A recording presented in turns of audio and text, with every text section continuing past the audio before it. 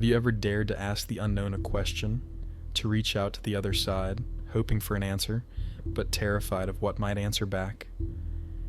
Tonight, I'm going to share with you 3 true Ouija board horror stories, tales so chilling they'll make you question whether the line between our world and the next should ever be crossed.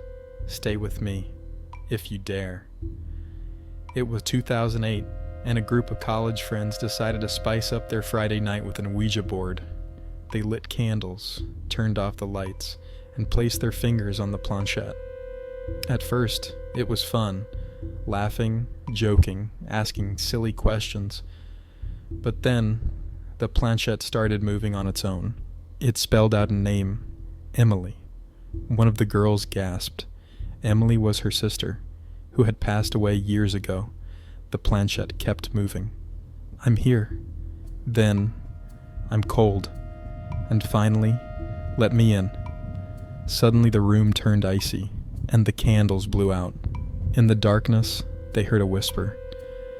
I'm here. The girl who'd lost her sister began screaming, and the group never touched the board again.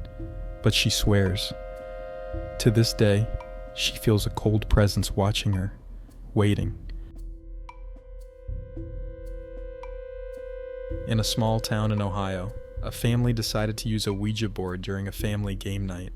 They thought it would be harmless fun, but the moment they started, the planchette began moving violently. It spelled out, "Leave now." The family laughed it off, thinking someone was playing a prank.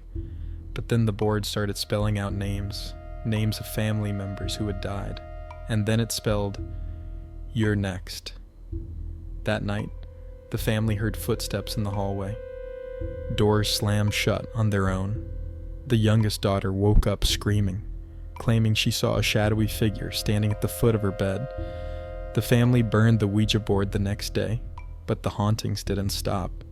They moved out of the house, but the mother swears something followed them, something angry. In 2015, a group of friends decided to use a Ouija board in an abandoned asylum. They wanted to see if the stories about the place being haunted were true. The board immediately responded, spelling out, "Get out." They ignored it, asking more questions. The planchette spelled, "Danger." Then, "He's coming." Suddenly they heard footsteps echoing down the hallway. Heavy, dragging footsteps. The planchette started moving faster and faster, spelling, "Run!"